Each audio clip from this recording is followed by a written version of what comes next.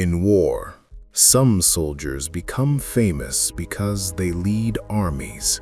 Others are remembered because they survive impossible battles. And then there are a few whose names live on because they changed the way a battlefield was feared. During the Winter War of 1939 to 1940, Finland faced invasion by the Soviet Union. In that brutal conflict, one Finnish soldier became one of the most famous snipers in military history, Simo Häyhä. He fought in the snow-covered forests of Finland, served in the Battle of Kola, and later became widely associated with the name, the White Death. This is his real story. This is Crimson Shadows, real war stories, told with weight, tension, and respect for the history. In November 1939, the Soviet Union attacked Finland, beginning what became known as the Winter War. On paper, the Soviet Union had overwhelming advantages in manpower and equipment. Finland was much smaller and more lightly armed. Yet the war did not become the easy victory many expected. Finland's terrain, winter conditions, and defensive skill made the invasion far more costly than anticipated. The war ended with the Treaty of Moscow in March 1940, under which Finland ceded territory but preserved its independence. The fighting took place in forests, over frozen ground, and in severe cold. These conditions shaped every battle. Camouflage, patience, local knowledge, and movement in snow were not small details. They could determine whether a soldier lived or died. Häyhä operated in exactly these conditions.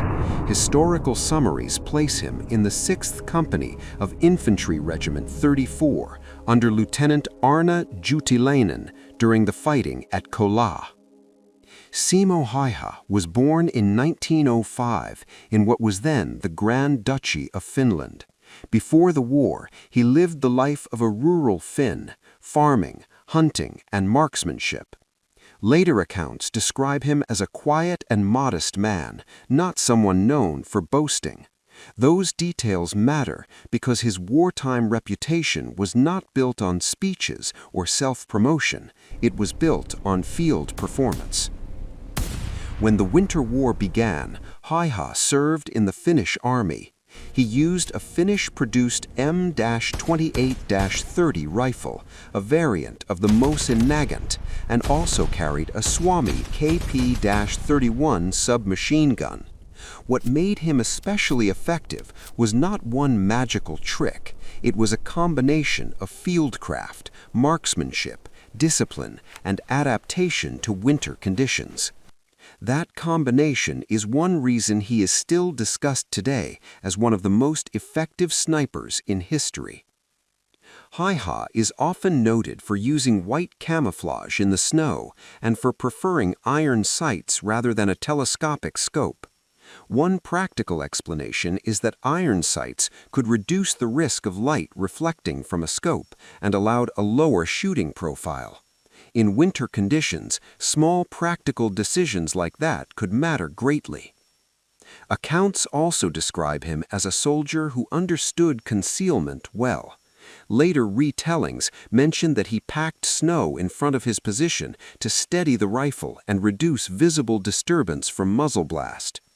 What we can say with confidence is this: Häyhä fought in an environment that rewarded patience, concealment, and calm execution.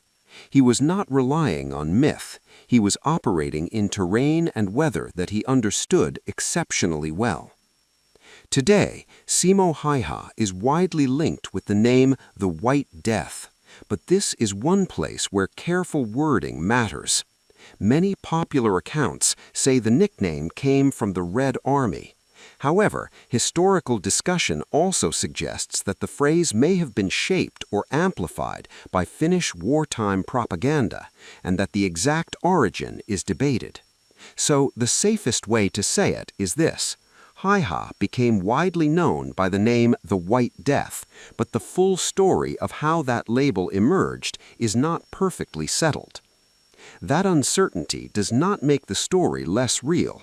It simply reminds us that war legends are often built from both battlefield events and wartime storytelling.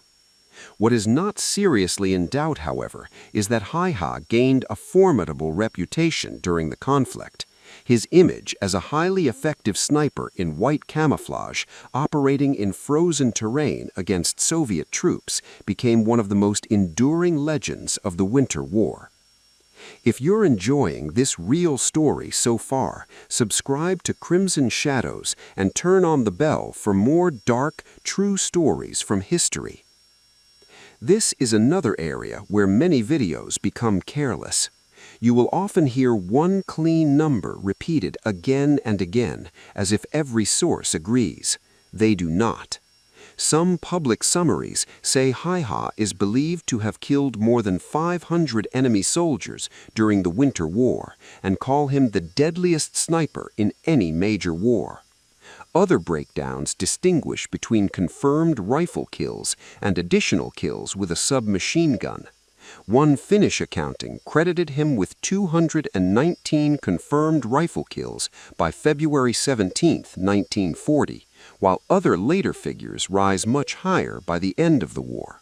So, for your video, the safest wording is Simo Häyhä is widely believed to have one of the highest sniper kill totals in military history, though the exact totals vary by source and by how kills were counted. That line is accurate, responsible, and still powerful. It is tempting to describe Soviet soldiers as if we know every emotion they felt in the moment. We do not. A lot of videos cross the line here and start inventing fear, dialogue, and reactions that are not documented. A better way to tell the story is this.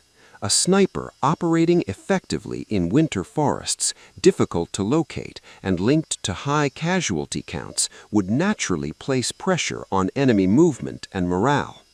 Even without invented dialogue, the military reality is obvious. A concealed marksman in snow terrain can slow patrols, force caution, and create uncertainty far beyond the moment of a single shot. That is dramatic enough because it's true. What made Häyhä memorable was not fantasy. It was the combination of real battlefield performance, hostile terrain, and the way war turns efficiency into legend. The most firmly documented turning point in Häyhä's story came near the end of the war. On March 6, 1940, he was severely wounded in the face by an explosive bullet fired by a Red Army soldier. Historical summaries say the bullet tore through his face and shattered part of his jaw. For a time, he was believed dead by some. Then he was found alive and taken to treatment. He later regained consciousness on March 13, 1940, the same day peace was declared. That detail is one of the most striking facts in his story. The war ended, but his recovery did not. He required extensive treatment and multiple surgeries, and the injuries left visible scars for the rest of his life.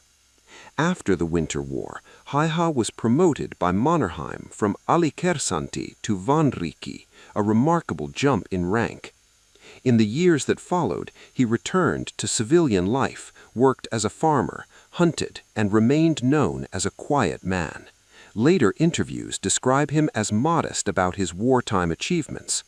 In one of the most well-known remarks attributed to him, when asked how he became such a good sniper, he reportedly answered with one word: practice. He died in 2002 at the age of 96. But his story survived because it sits at the intersection of proven military performance and the way war creates enduring symbols. Simo Häyhä was not a fictional ghost of the battlefield. He was a real Finnish soldier who fought in a real war, in real winter conditions, and whose wartime record became one of the most discussed sniper stories in modern history. This was Crimson Shadows. Subscribe, turn on the bell, and join me for more real war stories told from the darkest corners of history.